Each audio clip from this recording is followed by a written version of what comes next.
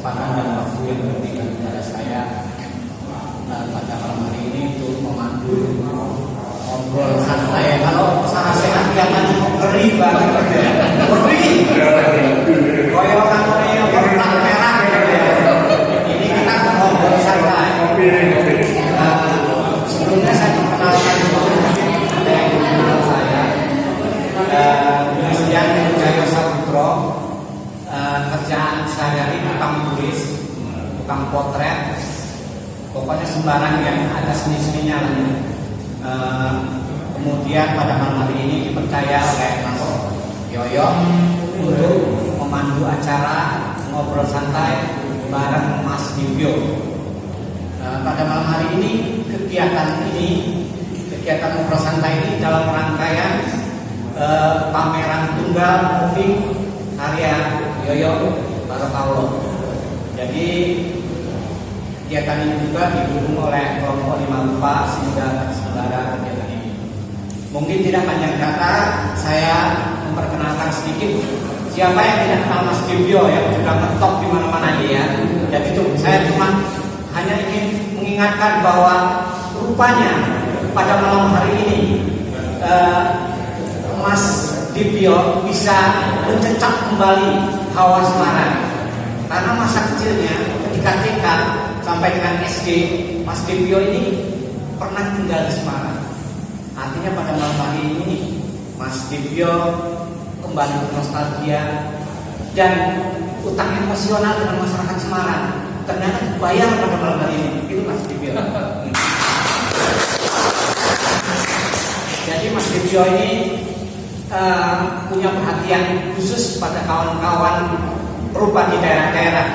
Dia menyemangati di Banyuwangi, kemudian Mojokerto, kemarin ikut OTS di Canggu, Kabupaten Semarang, dan malam hari ini secara khusus dia memberi semangat, menyalakan api kehidupan, menyalakan api perjuangan kepada Mas Yoyo yang pernah tiba-tiba dikunjungi rumahnya, bahwa Mas Dibyo ini punya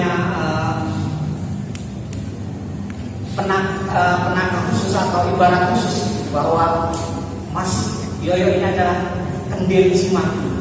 Nah, bagaimana nanti Mas Dibyo akan memberikan kita pencerahan pada khususnya berupa Semarang sehingga kita giat kembali semangat yang sudah ada seperti yang digarap oleh SSW, kemudian 5 Rupa, kemudian Polcai, itu Remboko menjadi tumbuh dan berkembang seperti di daerah-daerah lain. Pada malam hari ini tidak banyak kata, saya serahkan kepada Mas Dibyo. Mas Dibyo pada malam hari ini akan menyampaikan pengantarnya. Nanti supaya dikaya setelah pengantar Mas Dibyo, kita akan tanya jawab. Jadi ada tektok ya, ada lebih kita ada komunikatif. Apa yang menjadi permasalahan para purba semua, nanti coba kita gali bersama, kita carikan jalan keluarnya agar kita semua diharapkan ke depannya dunia seni rupa kembali tumbuh dan berkembang. Kami serahkan waktu dan tempat kepada Mas Dibyo untuk memulai. Terima kasih. Terima kasih waktunya. Selamat malam semuanya. Indonesia ini seni lukisnya luar biasa, pelukisnya luar biasa, tetapi beratnya menjadi pelukis di negeri yang satu ini juga luar biasa. Mengapa itu bisa terjadi? Karena kita semua di seluruh wilayah Indonesia ini sudah terdoktrin oleh sikap salah kaprah para pendahulu kita yang sebenarnya secara proses berkarya mereka itu sangat layak untuk kita teladani. Cuman permasalahannya ada satu kesalahan yang sampai hari ini masih banyak digenggam, diyakini, dipegang oleh mayoritas pelaku kreatif di negeri ini. Saya rasa teman-teman semua sampai hari ini masih tidak asing dengan kalimat yang mengatakan, kowe iki pelukis seperti sowae, ora sak mikir liyane, ora sak paham tentang pasar dan sebagainya. Ini sebenarnya penyesatan kepada kita semua, dan yang perlu kita sadari bahwa itu adalah salah besar. Kalau misalnya kita melukis, kemudian kita tidak berpikir tentang masa karya kita sendiri, sementara kita punya tanggung jawab, yang mana orang-orang di sekitar kita yang menjadi tanggung jawab kita ini adalah orang yang awam sama sekali terhadap apa yang kita perjuangkan selama ini. Jadi seni selama ini di negeri kita ini hanya milik pelakunya. Kadang-kadang seorang seniman itu tidak pernah kemudian menularkan kemampuannya, pengetahuannya kepada orang terdekat sekali. Sehingga seperti apa yang saya sampaikan pada waktu penulisan tadi, bahwa ketika sang pelaku, ketika sang kreator ini, ketika di dalam selama hidupnya begitu produktif, begitu kreatif, dan pikiran-pikiran yang layak kita tiba, ternyata setelah beliau tidak ada, karya yang ditinggalkan menjadi sesuatu yang layak kita pertanyakan dan sangat kontras dengan ketika beliau masih hidup. Karena keluarganya itu ketika membutuhkan finansial dan yang ditinggalkan suami atau ayahnya atau neneknya itu lukisan. Keluarganya tidak mengerti, aku tidak mendapat finansial dari apa yang ditinggalkan orang tua, kakekku. Ini harus saya jual kemana dan standar harganya berapa? Ini karena doktrin yang salah kaprah dari pendahulu kita sampai hari ini. Itu sebenarnya sikap itu hanya mengadopsi dari apa yang dilakukan oleh kreator-kreator luar negeri yang datang ke sini dan menyampaikan itu. Mereka lupa, kita semua lupa bahwa untuk menjadi seniman, untuk menjadi pelukis, untuk menjadi kreator di negeri ini sangat tidak mudah. Sementara mereka berkarya maupun tidak berkarya, kehidupan mereka disubsidi oleh negara. Sementara kita di sini, sekreatif apapun, sehebat apapun karya kita, hari-hari kita tidak ada yang peduli. Pemerintah kita tidak mungkin peduli kecuali kita sudah punya pencapaian yang membanggakan bagi daerah, bagi pemerintah kita. Kalau seniman-seniman di luar sana, itu ya, mereka berkarya tidak pernah berpikir pasar, itu sudah benar karena berkarya maupun tidak, belakang mereka sudah tidak teriak-teriak. Kehidupan mereka disubsidi oleh negara. Sementara kalau kita bersikap yang sama, bagaimana anak istri kita? Itu karena doktrin yang sudah terlanjur ditanamkan turun-temurun kepada kita. Dan saya bersyukur ketika terlahir sebagai Mas Libya dan membaca fenomena itu, membaca kenyataan itu, kemudian seorang Mas Libya dengan sikap, oke, ilmu mereka sangat bermanfaat bagi saya. Tetapi saya tidak mau hidup seperti mereka, punya kehidupan seperti mereka. Kalau pemerintah tidak mensubsidi aku, maka kemampuanku ini harus bisa mensubsidi kehidupan. Jadi mulai awal belajar karya belajar manajemen karya, sehingga hingga sampai hari ini karya pada masa kuliah itu masih ada tersimpan dengan rapi. Padahal saya sebelumnya tidak pernah berpikir bahwa saya bisa hidup dari karya saya. Itu semua karena naluri. Saya dulu hidup saya memandang. Ketika berkeluarga memandang setiap tahun harus pindah rumah. Sehingga suatu saat ketika aku sudah beli rumah dan waktu itu tiba pada bulan Mei, saya duduk termenung di teras. Ya ampun, bulan depan aku harus cari kontrakan lagi. Lupa kalau itu sudah jadi. Itu pada awal 90. Dan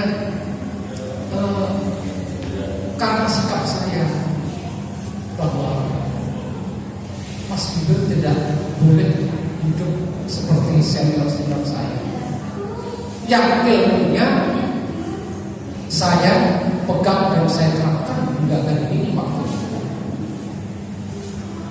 Sehingga niat saya itu sepertinya ketika saya punya sikap itu didengar oleh malaikat baik, sehingga ketika saya memutuskan dari melukis dan ibu saya merestui langkah saya nyaman sekali, sehingga 3 tahun saya menikah di luar dugaan saya bisa mencukupi dari sisi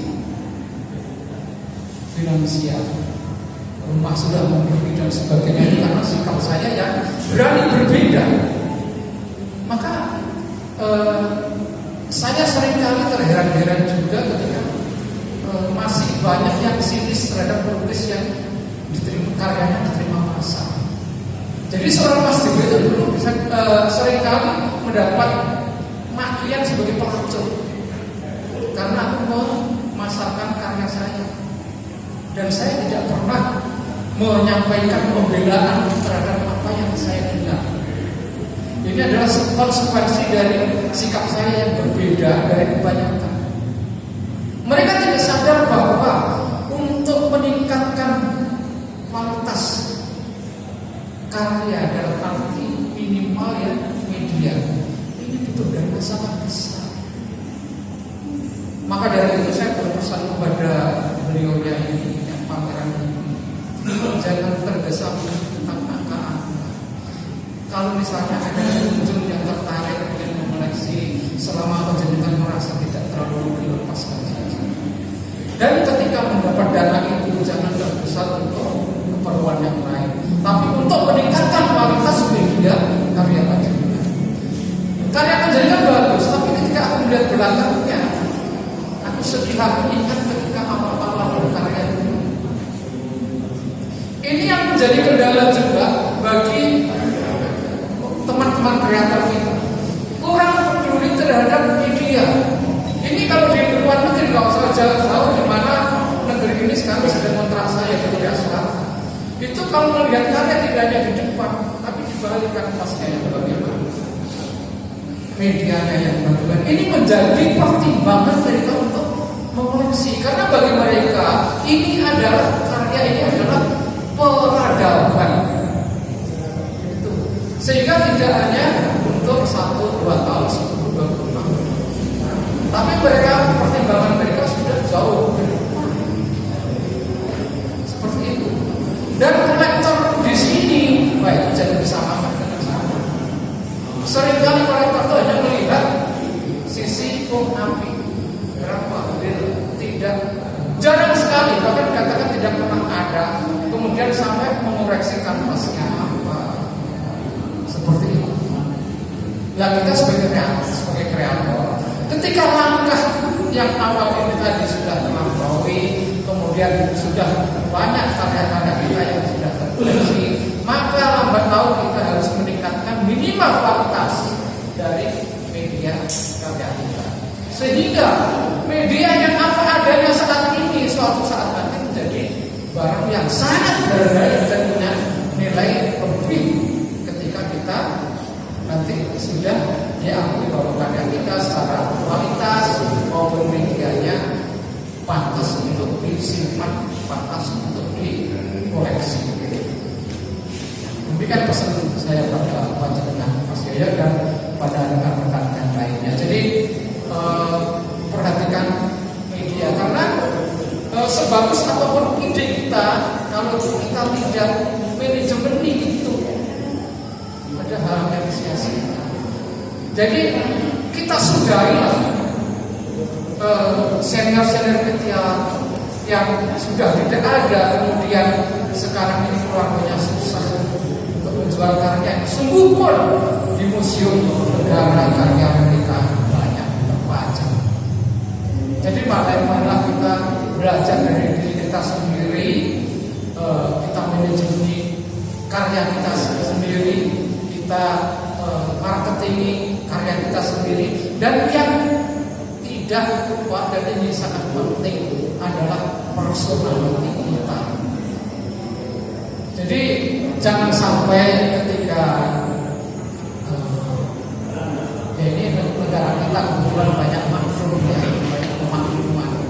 Tapi kalau misalnya itu diubah menjadi sangat baik. Jadi misalnya ketika pameran di Jakarta, karya itu janganlah kemudian mengirim ke kolektor itu misalnya dengan taksi. Jangan.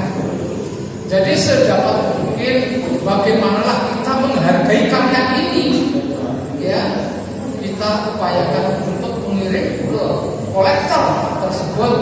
Kita bisa menyewa kendaraan yang mentereng, sungguh pun itu sewa, tapi nilai kehadiran kita mengirimkan karya itu menjadi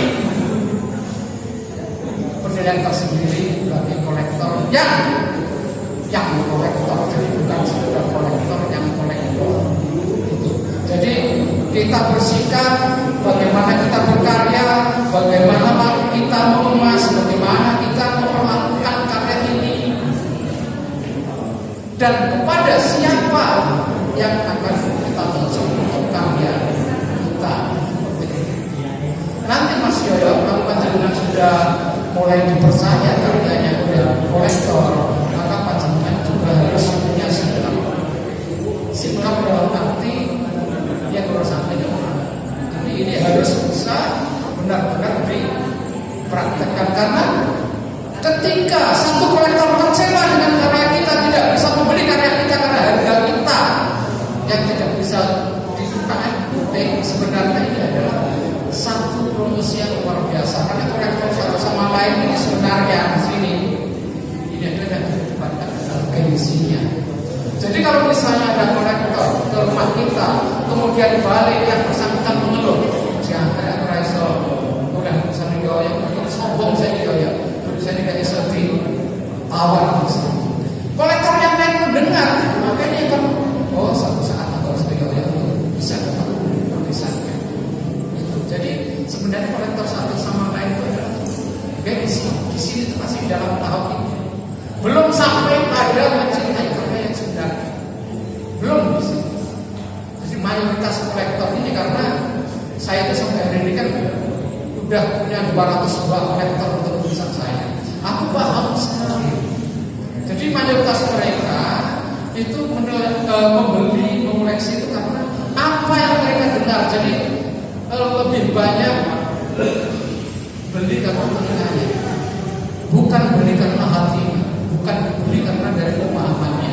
Karena telinga mereka menangkap, Mas Bibit bisa dilarang dan akan semakin parah seperti itu. Jadi masih dalam taraf lukisan sebagai investasi, belum mengoleksi karena memang kecintaannya terhadap seni, bukan karena pemahamannya dari seni. Meskipun ada 1-2, tapi itu presentasinya sangat kecil. Dari 202 kolektor saya ini tadi, mungkin tidak lebih dari 10 orang yang memang mereka mengoleksi karena mencintai seni. Tapi itu pun dari 10 itu pun sebagian besar adalah orang dari luar negeri. Seperti itu. Jadi saya sarankan kepada panjenengan sekalian, marilah kita jangan mengambilkan pasar mulai ini. Jadi sekarang itu kalau misalnya ada teman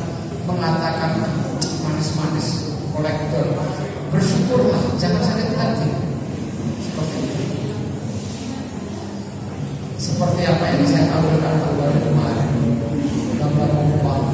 Aku sadar bahwa gambar umpang ini banyak sekali dihindari oleh teman-teman karena dianggap sebagai karya yang bukan termasuk karya idealis. Aku hanya mengais apa yang mereka tidak butuhkan. Dan ternyata ketika yang mereka tidak butuhkan dan aku kerjakan dengan kecintaan, sama dengan apa ketika aku melakukan objek-objek yang lain. Ternyata aku hargai sendiri objek yang lain juga tidak ada masalah. Jadi ukuran 30-40 kemarin saya badrol 3000 US di Banyuwangi, tinggal tersisa 9 biji. Karena ketika saya pulang dari Banyuwangi, ada saja yang menginginkan, Mas, kemarin aku senang tapi kebetulan tidak ada waktu dengan dia. Jadi kembali lagi kepada Mas Yoyo, sebelum bersikap tentang angka-angka, marilah kita tawarkan tentang merek kita, karena benda apapun itu yang membuat masyarakat merek benda tersebut.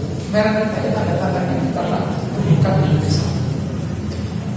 Kalau merek kita ini para pecinta seni sudah asing, maka harga itu tinggal mengikuti. Tetapi dengan syarat mulai awal melangkah kita harus tahu standar harga karya kita. Seperti itu. Jadi anakku, istriku itu sudah saya tentukan. Dan yang paling penting lagi,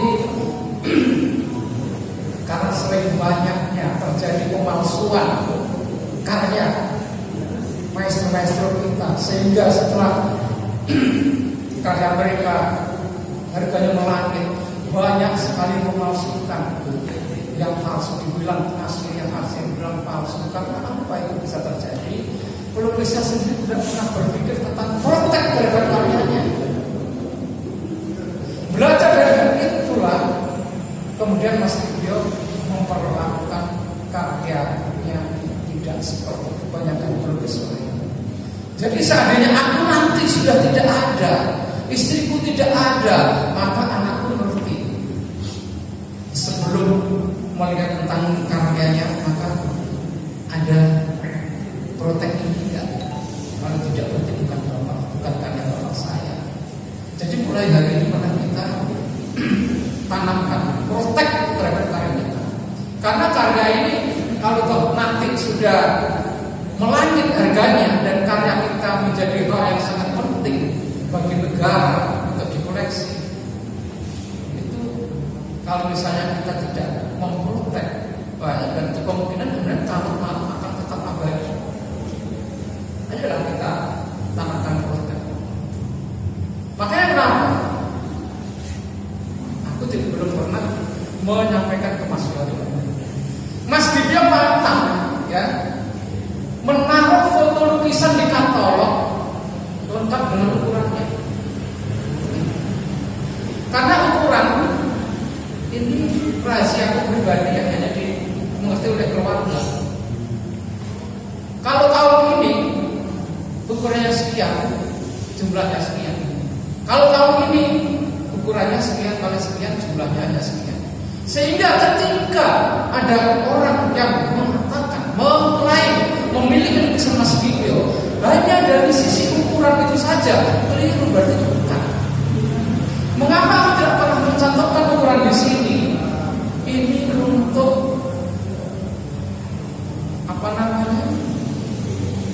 Meminimalisir pemalsu. Kalau misalnya aku tuh kalau bikin katalog kan bagus dan fotonya juga bagus. Kalau misalnya ada ukurannya, maka pemalsu tinggal kontek saja. Ukurannya tinggal mengikuti apa yang tercantum di katalog ini saja. Jadi mulai sekarang teman-teman, ayolah kita protek karya kita. Jangan mencantumkan ukuran di katalog. Yang ini akan tersebar kemana-mana. Karena tidak untuk kemungkinan karya kita ini nanti menjadi barang yang sangat berharga.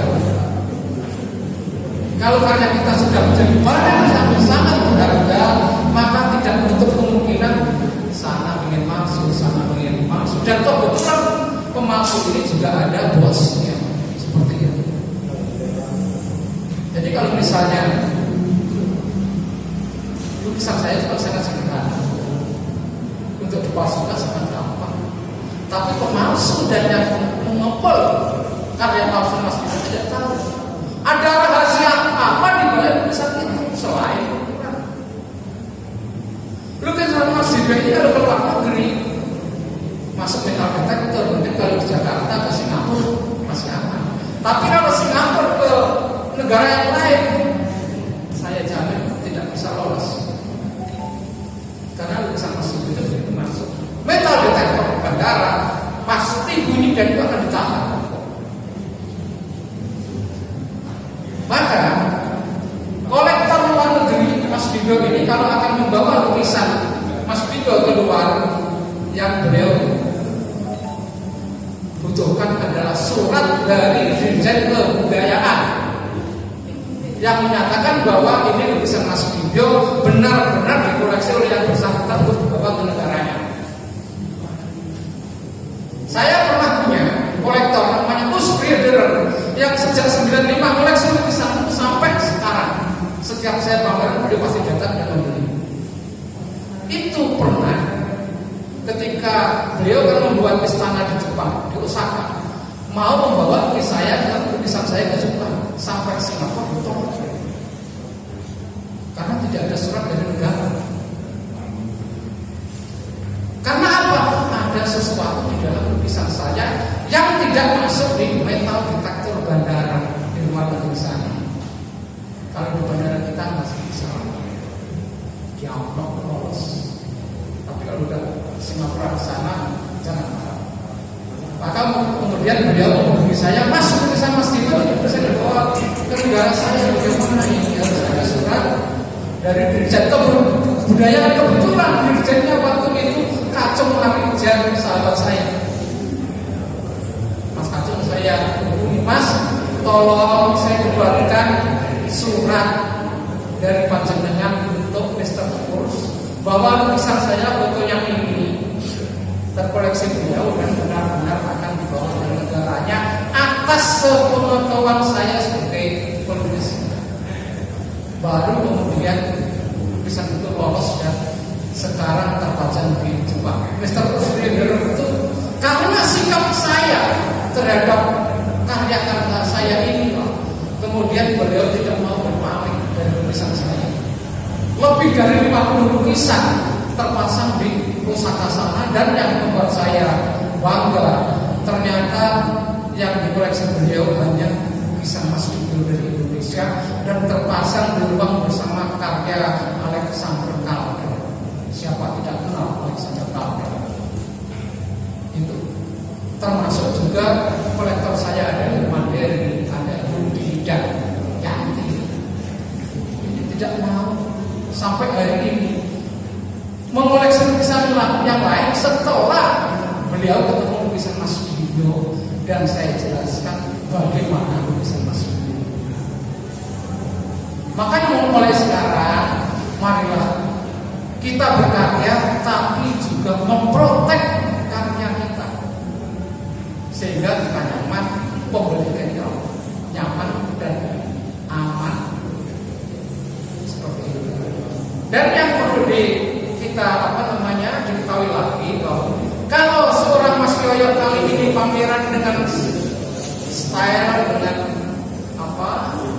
objek seperti ini, maka sebelum pameran kedua Mas Yoyo harus bisa bahwa untuk berikutnya harus ada yang berubah, sehingga jangan sampai ketika pameran sekarang, pameran berikutnya stylenya masih begitu, objeknya masih begitu. Kolektor yang benar, dia ketika masuk dan menengok karya kita, waduh, dah saya pikir segini, masa ini kita koleksi menengok gitu. Tapi ketika sebelum masuk ke pameran berikutnya, kita sudah gelisah dan mengeksekusi kegelisahan kita, kemudian ada perubahan, ada kebaruan yang kita tawarkan, maka wah, ini harus punya. Sehingga setiap kita tampil, mereka selalu penasaran dan ingin memiliki. Ini masih dia pada periode ini pada periode ini. Mereka sangat senang. Jadi jangan sampai kita terdoktrin. Sekali lagi, seringkali ya, senior kita dulu, wah ini setelmu, jangan berubah. Ini kamu, ini jati dirimu. Yang itu banyak dipegang sampai hari ini oleh kita ini semua tidak mau beranjak. Karya memang semakin bagus, tetapi kolektor cukuplah mereka sudah punya seperti itu. Jadi seni rupa ini sangat dinamis perkembangannya. Maka kita juga harus dibagi dengan dinamis di dalam kita menggali ide-ide, di dalam menggali teknik-teknik baru. Sehingga setelah kita tampil seperti itu. Aku pernah terjebak itu dan cukup lama ketika saya masih menulis gadis kuncir. Wah, itu bertahan lama sekali karena laris. Dan itu waktu itu aku merasa bahwa video ini identik dengan gadis kuncir. Tidak berani saya berubah. Itu. Tetapi ketika saya berpolitik tahun 2009, saya menyalon bupati di Pacitan dan saya terjun langsung ke masyarakat. Saya paham betul bagaimana politik dan bagaimana muka-muka orang politik itu. Kemudian dari situ, meskipun selama berpolitik 2 tahun ini meskipun tidak pameran dan tidak berkarya, tetapi ini bagi saya sekolah yang sangat mahal dan penting bagi langkah saya ke depan. Akhirnya dari gadis kuncir saya bisa, karena aku menemui banyak muka yang tidak konsisten. Di sini mendukung aku, ternyata di sana mendukung mereka. Apa yang saya sampaikan di sini dijual mereka, dari aku dapat, dari mereka dapat. Akhirnya dari pengalaman itulah, kemudian kuncir aku buang sama sekali. Kemudian aku melukis muka-muka yang berantakan dan terbuka. Ternyata perubahan ini tertangkap oleh kolektor yang serius. Masih berubah seperti itu. Dari situlah, dari pengalaman itu kemudian berikutnya saya selalu menawarkan kebaruan. Dan kolektor yang benar kebaruan mereka simpan. Iya, saya rasa tidak perlu panjang lebar. Mungkin dari sekilas apa yang saya sampaikan nanti bisa berkembang dari pertanyaan panjenengan yang mungkin aku bisa mulai. Saya rasa demikian dari saya. Terima kasih atas waktunya.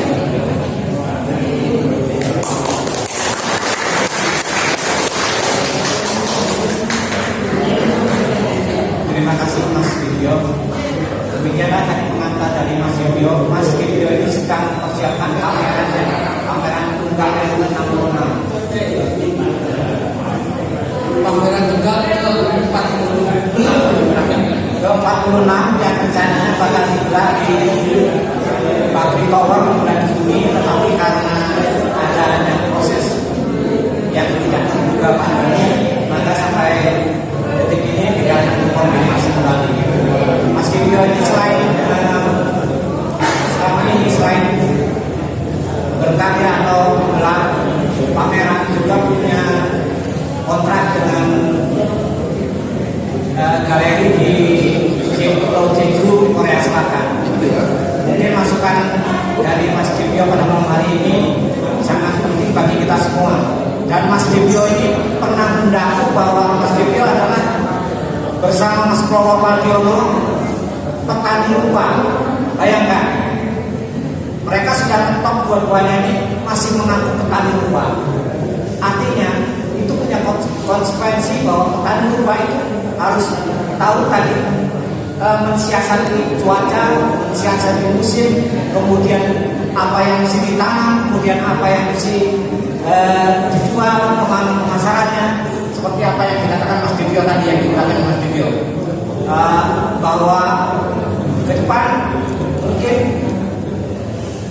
apa yang dipantik oleh Mas Dibyo pada malam hari ini menjadikan kawan-kawan bisa mempunyai semacam pencerahan untuk lebih ininya lagi. Saya beri kesempatan pada malam hari ini tiga penanya agar supaya diskusi kita ini berjalan kaya, diskusi kita berjalan asik.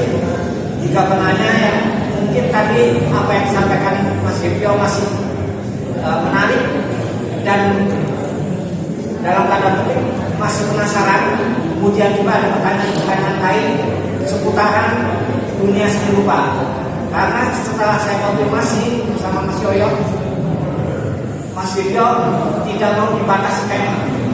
Artinya yang masuk ke dunia seni rupa boleh kita tanyakan pada malam hari ini. Terima kasih. Saya berikan waktu untuk 3 orang penanya. Tanya pertama.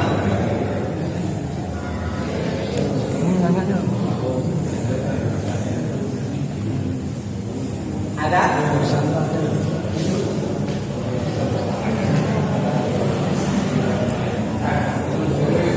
Ya. Ini pada malam hari ini hadir Mas Koko, Adi Subandi yang bernostalgia juga bersama Mas Dibyo. Ini kenang-kenangan Kalnas yang saya pada malam hari ini. Kami persilakan Mas Koko.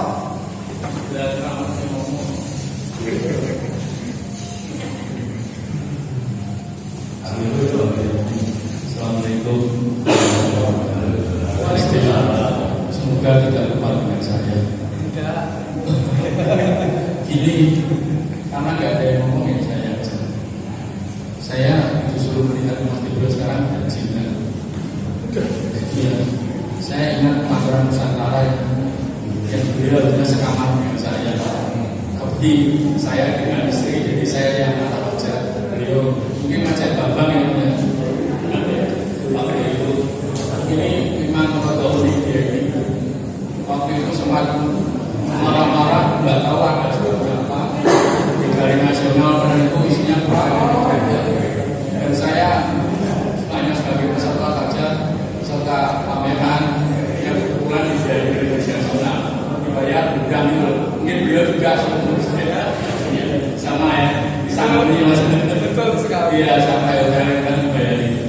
Itu saya ingin beliau itu saya ingin bercerita beliau untuk menceritakan bagaimana kehidupan manusia yang menolak kurator. Ya, ini kurator mati-mati sama dia. Waktu itu beliau baru saja menjual karya. Kalau saya masih ingat, dia sampai ngobrol tasnya sama mati-matinya. Bilnya ini masih ada. Lah, itu sekarang ada jenjang. Ya itu saja Mas. Bagaimana? Karena saya itu masih butuh kurator sebenarnya. Jadi saya kalau apa-apa ya menurut kurator.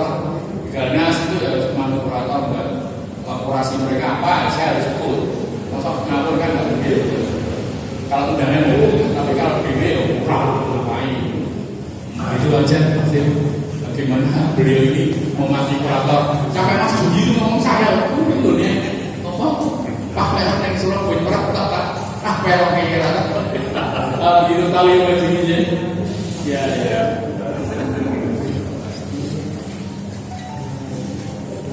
Demikian tadi pertanyaan atau lebih sedikit ke nostalgia Mas Koko bersama Mas Dibyo. Nanti secara langsung Mas Dibyo akan menjawabnya.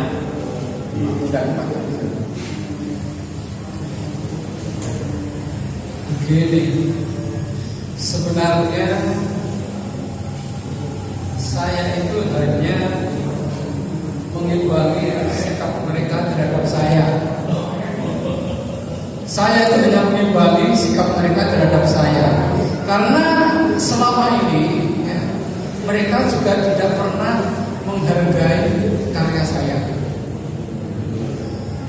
Dan saya tahu persis kapan kurator itu mulai ada di negeri ini dan sebabnya apa dan siapa yang menjadikan mereka. Kurator di negeri ini itu ada, itu awal tahun 1999. Yang saya sudah pameran tunggal puluhan kali. Yang ketika sebelum masa itu, seperti Mas Bagus Andre, kepala Badan Nasional waktu itu, termasuk Mas Warno Isi Surotomo, itu ketika mereka belum tertasbih menjadi kurator, itu ketika datang ke pameran saya yang aku rancang, bertanya dengan baik. Tetapi setelah terjadi likuidasi bank waktu itu tahun 1998, banyak bank yang bangkrut, kemudian aset-aset bank terlelang, ya, dilelang oleh Balai Lelang Balindo, yaitu balai lelang pertama yang ada di sini dan melelang aset bank di antaranya lukisan. Dan ternyata ketika Balai Lelang Balindo lelang pertama itu, lukisan paling banyak lukisannya Mas Dido. Dan lukisan Mas Dido terbanyak waktu itu, semua sold out dengan nilai berlipat-lipat dari biasanya saya memberi harga. Saya tidak sekedar bicara di sini karena itu ada clippingnya, saya tertulis di Kompas dan menulis Agus Dermawan T waktu itu. Clipping masih ada tersimpan. Ketika tahun 1998 lelang Balindo pertama, ternyata lukisan adalah barang yang paling menjadi rebutan waktu itu. Maka para pemuda berbisiklah, ayo bikin balai lelang sendiri. Bisa nanti. Kemudian muncullah Larasati dan disusul oleh balai lelang lain. Karena balai lelang baru ini didirikan oleh orang-orang yang sebenarnya tidak paham lukisan itu yang bagus yang bagaimana. Maka kemudian mereka minta tolong kepada teman-teman perusahaan isi yang kebetulan mayoritas mereka orang-orang grafis yang kebetulan itu seperti Hidrowianto barang masih kerja di percetakan. Kemudian seperti Edi Sutriyono juga masih kerja di majalah dan lain sebagainya. Mayoritas mereka adalah orang-orang grafis. Kemudian dipercaya bahwa aku digodai berbagai potensial kalian.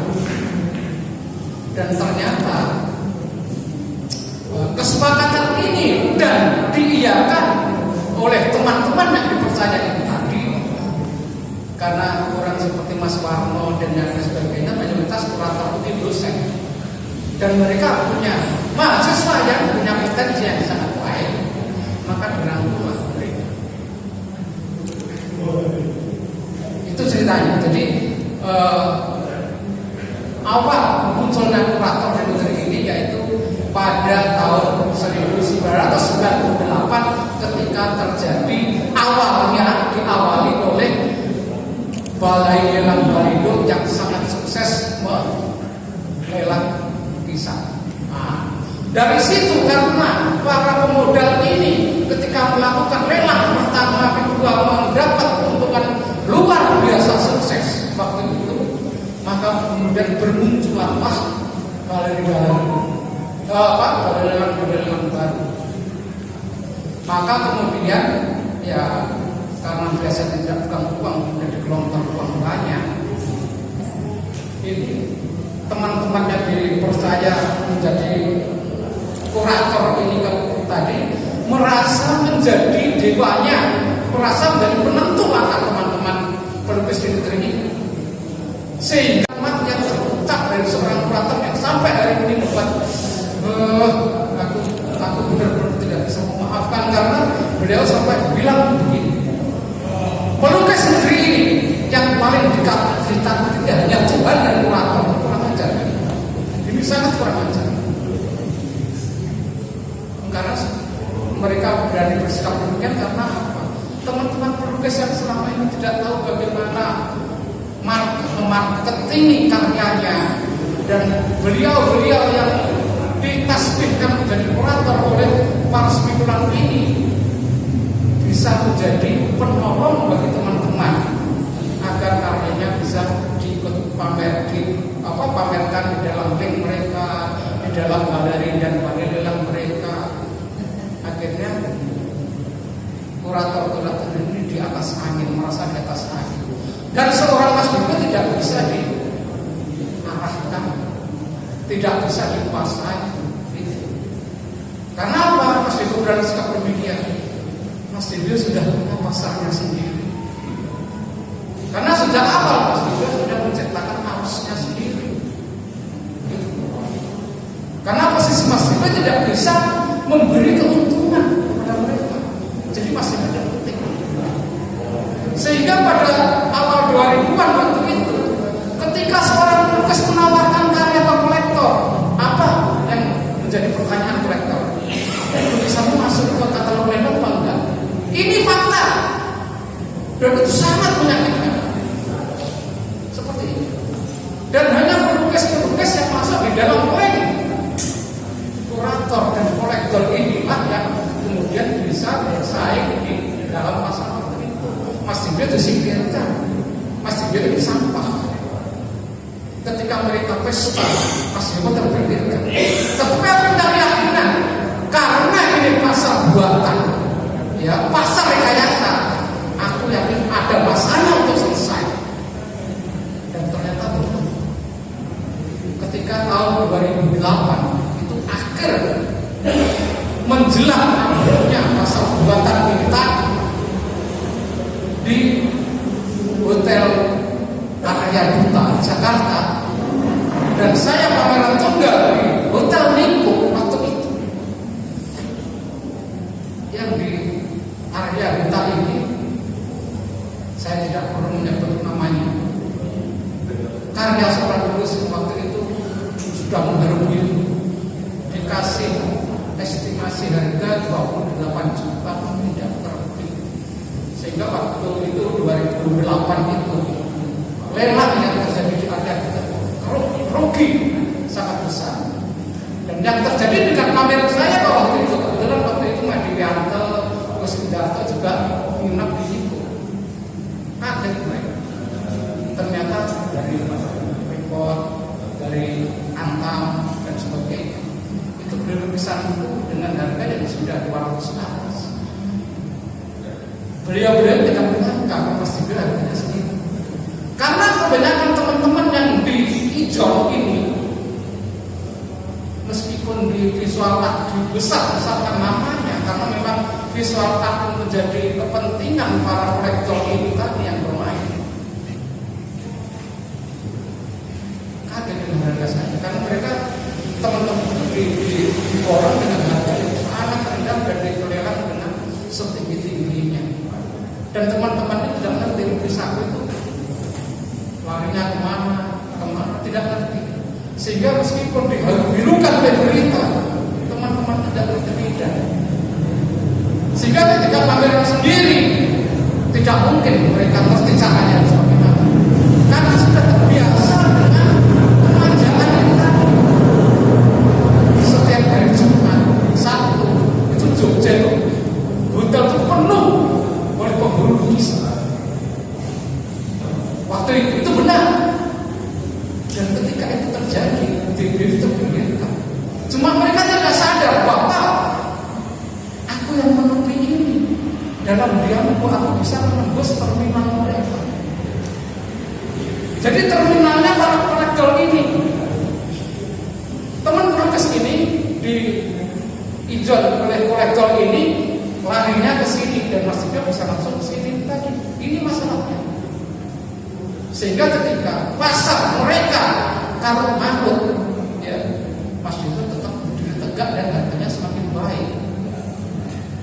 Makanya ketika panjenengan dibodohkan, dianggap bodoh oleh yang lain, bersyukurlah. Ketika kita merasa bodoh, maka Tuhan tidak tega untuk menjawab. Percayalah, dan akan membisikkan kepada minat murni kita, langkah menuju ini, langkah menuju ini. Ini benar karena bisa bilang karena aku merasakan sendiri. Lukisan Mas Bim yang di mata kurator, banyak kurator ini katanya tidak bermutu. Ternyata aku bisa mendapat harga yang jauh lebih dari harga ini. Maka keyakinan, kecintaan, keikhlasan, ketulusan di dalam karya ini sangatlah penting.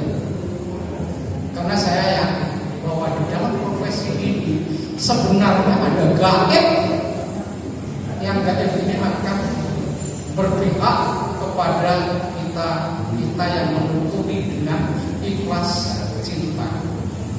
Kalau kita sudah cinta, maka resiko apapun kita siap menerima dan menerima. Seperti itu. Dan gaib ini akan seperti itu. Ini aku ini nggak banyak orang atau apa ya. Aku merasakan sendiri. Pengalaman saya sendiri sejak saya melukis dan terjun total di sini, tidak pernah ada kendala di dalam setiap mata saya untuk urusan melukis hingga hari ini. Saya rasa demikian. Jadi penjelasan saya begitu Mas Pokok yang berlebihan. Sedikit Mas Hendro. Ya, Kalau Anda mengusulkan tahun 2013 kan gitu ya, di Jogja Jumat dan hari itu banyak kolektor yang menunjuk. betul. Saya tahu pasti karena waktu itu Musim itu betul kan Jogja banyak sekali pameran. Iya, kebetulan itu sehingga kan Musim itu iya, tidak saya betul dia Jogja penuh hotel nggak ada yang hotelnya nggak ada. Kalau ada yang di Semarang itu juga bagian jadi boom lokal antara Jogja dan benar, Jawa betul benar sekali, benar sekali. Dan itu tadi aku baru sadar bahwa setelah kemarin Bang Jin ke galeri saya dan kemudian beliau memilih 3 lukisan saya, ketika beliau bertanya, Mas Pirorgani, aku bilang biasanya seperti yang kemarin baru terjadi Pak Jin, untuk ukuran ini 500 juta. Dan kemudian karena beliau milih 3, kemudian di depan istriku sendiri itu loh, beliau itu memberi harga, Mas, bukan aku tapi 1 miliar sama saya. Oke Pak Jin. Dan ternyata sampai hari ini belum terbayar. Dari situ akhirnya saya bisa mengerti bahwa oh berarti kebiasaan kocok-kocok ini ke Jin tidak setinggi itu gitu loh. Jadi ya senang, ya bangga, marah gitu loh. Saya sampai hari ini dan kemarin saya senang ketika tidak mungkin tidak dibayar, Sama beliau kalau bilang sama teman-teman saya, aku tuh untuk bayar lukisan Mas Bibio aku harus menjual aset itu, mungkin salah satu lukisan juga seperti itu. Ya, jadi bagaimanapun kita juga harus sangat hormat dengan beliau. Tanpa ada seorang wajib seni rupa tidak seperti sekarang. Ya, itu kita harus mengakui. Apapun beliau adalah pahlawan seni rupa. Jadi kita tidak bisa memaafkan. Iya, demikian. Mungkin ada pertanyaan lagi untuk saya. Terima kasih Mas Bibio. Demikian tadi bahwa yang selama ini menjadi rahasia, ternyata kehadiran Mas Bibio pada malam ini bisa membuka kotak Pandora rahasia ini dan mencerahkan kita bahwa Mas Bibio dari dulu sudah berujar bahwa kalau menjadi pelukis adalah yang mandiri, jadi tidak tergantung juga pada kurator, tetapi harus menguasai pasar. Itu yang menjadi kiat-kiat dari Mas Bibio. Mengapa sampai saat ini Mas Bibio terus bergulir, meskipun Mas Bibio juga sampai tahap sekarang dulu juga pernah berdarah-darah gitu Mas Bibio ya. Nah, itulah artinya perjalanan memang harus, ketika sebuah pilihan diambil harus tetap dijalani dengan ketekunan, konsekuensi. Kemudian saya sarikan bahwa kerja kreatif, kemudian juga kerja cerdas. Yang dimaksud kerja cerdas itu antara lain tadi pemasaran, juga sasaran-sasaran apa yang bakal kita lakukan ke depan. Contohnya yang dicontohkan ketika Mas Yoyo tentang pengemasan ini juga pernah disenggol oleh Mas Flowor bahwa pengemasan itu sangat penting. Jadi dunia lupa bukan hanya melulu kita berkarya, tetapi juga harus menguasai ekosistem yang ada. Itu mungkin yang disampaikan jawaban untuk Mas Koko tadi. Mas Koko ya, Koko. Kemudian mungkin ada pertanyaan-pertanyaan lain. Ya, nah ini konconya petani rumah juga ini dari Jogja yang pada malam hari ini hadir. Selamat datang Mas. Monggo Mas.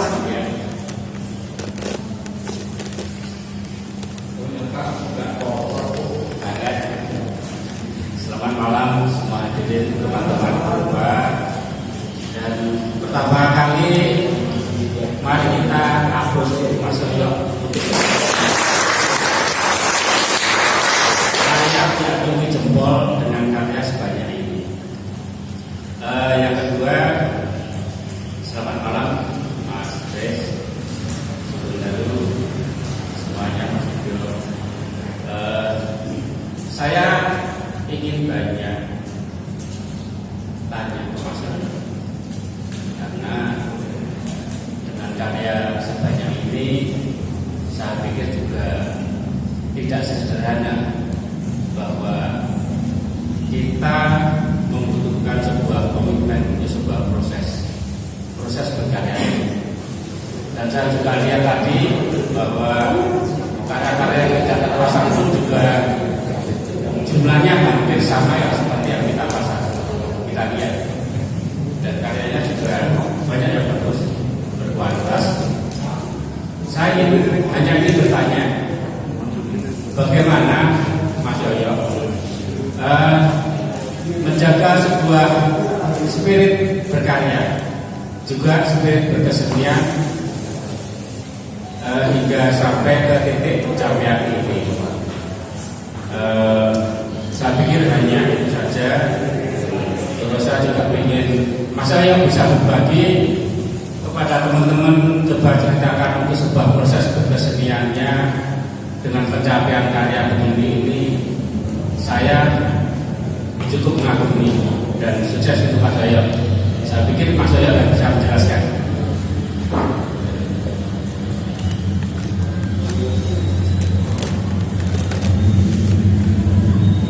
Terus Mas Flowor yang sudah datang ke pameran saya langsung saja menjawab tadi menjaga spirit gitu ya. Seperti yang pernah saya katakan tadi, saya mulai melukis belajar itu tahun 1987. Berarti itu saya lulus SMP. Nah itu sebenarnya setelah saya belajar melukis itu kan waktu itu STM. Saya sudah di tengah kelas 2 itu saya sudah bercita-cita jadi pelukis. Saya sudah tidak ingin lagi bekerja yang lain. Tapi bagaimana juga saya harus menyelesaikan sekolah saya. Nah, perjalanannya itu panjang banget. Ketika saya melukis di kampung, terus saya pengen jadi pelukis. Masalah pertama adalah tidak ada satupun dari keluarga saya yang jadi pelukis. Tidak tahu cara mencari nafkah dari lukisan itu seperti apa. Jadi tidak direstui. Konsekuensinya gimana? Tidak mungkin saya belajar melukis fokus melukis tapi masih dalam lingkungan keluarga. Nah, waktu itu saya tembung sama Koko. Koko buat saya boleh ikut ke Koko, disuruh apa saja mau, sampai saya bisa maju jadi pelukis. Koko bolehnya gini, kamu masih punya keluarga, saya nggak berani. Nah, dari situ aku berpikir, bagaimana saya tetap belajar melukis, terus bisa mengikuti saya, dan kebetulan saya hidup dengan ibu saya seorang janda. Nah, menghidupi diri sendiri, belajar melukis. Nah, dan tentu harus bekerja. Akhirnya saya bekerja di proyek untuk bisa tetap hidup, tapi saya tetap belajar melukis. Nah, akhirnya suatu saat ada sebuah kejenuhan. Itu di tahun ke-15. Saya harus memilih ya. Memilih saya melukis atau hidup dari yang lain. Akhirnya saya pilih melukis. Dan itu ternyata sangat berat. Mungkin tidak terbayang dulu. Dulu waktu saya masih bekerja, sambil bekerja itu tiap hari dapat gaji. Tidak terbayang kalau melukis itu gajinya dari mana. Waktu awal-awal itu benar-benar itu saya keluar dari proyek, nyewa tempat di Sri Ratu. Saya berpikir bisa 6 bulan bertahan, dan sebelum 6 bulan itu saya dapat bisa menjual lukisan saya. Ternyata itu sulitnya bukan main. Sebagai pendatang baru saya tidak pernah dilirik, tidak ada kolektor, tidak ada yang tertarik. Nah,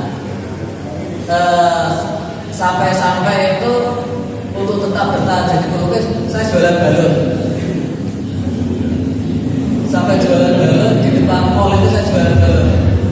Yang beli teman sekolah saya. Tetap saya tidak apa-apa, tidak malu untuk hidup saya, terus tetap jadi pelukis. Kalau saya kembali ke proyek lagi, saya tidak mungkin. Saya sudah terlanjur melangkah. Dan modal saya itu gaji terakhir proyek saya belikan cat semua untuk melukis. Itu nekat. Itu saya sudah berkeluarga gitu. Berkeluarga dari rumah, niat apa? Pamannya kerja di sana tidak dapat uang sama sekali. Dan tetangga konter saya itu penjual mie ayam gitu. Tahu saya tidak makan, dikasih mie ayam. Dikasih mie ayam tiap siang. Kalau mau tak tanyakan, tidak usah dibayar. Masih belum bisa jual misalnya. Sampai 3 bulan itu saya dikasih mie ayam gratis lagi, karena kasihan. Nah, akhirnya lama-kelamaan saya dapat beli dan bisa bertahan. Dan apapun saya lakukan untuk tetap bisa. Ya, karena saya tidak nekat ke situ, ya akhirnya mungkin Tuhan memberi jalan. Bisa tetap bertahan sampai sekarang, jatuh bangun.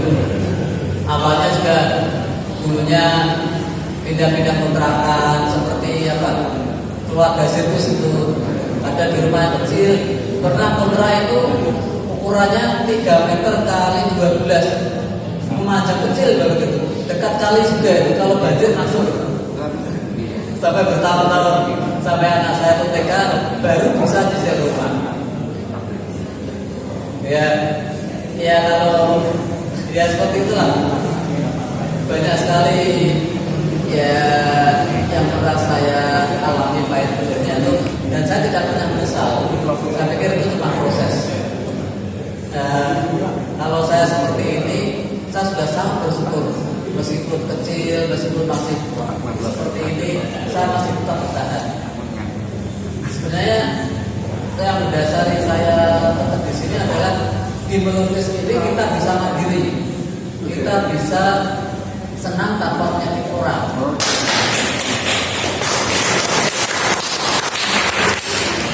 Kalau di proyek itu kita senang tapi kadang pinjam orang. Kita mau membela yang kita kira baik, malah disingkirkan, malah dikira tidak bisa kerjasama. Serba susah itu. Kalau mau mengatakan benar, dikira usah cari berkah. dapat uang yang tidak jelas, tidak mau dikira soalin. Ya, serba salah, itu satu orang aja. Di sini kan dulu saya mau terserah saya, mau saya nggak mau terima, ya terserah saya, mau terima saya. Pokoknya rezeki saya atur sendiri. Saya tidak bisa dipaksa, kamu harus terima amplop saya. Kalau enggak diajarnya tidak bisa. Itu saya lebih ke situ. Jadi lebih, meskipun dari segi ekonomi saya sekarang ini seperti ini, tapi saya sangat bahagia di sini. Saya bisa jadi diri saya sendiri. Yang penting itu saya bisa senang tanpa menyakiti orang lain.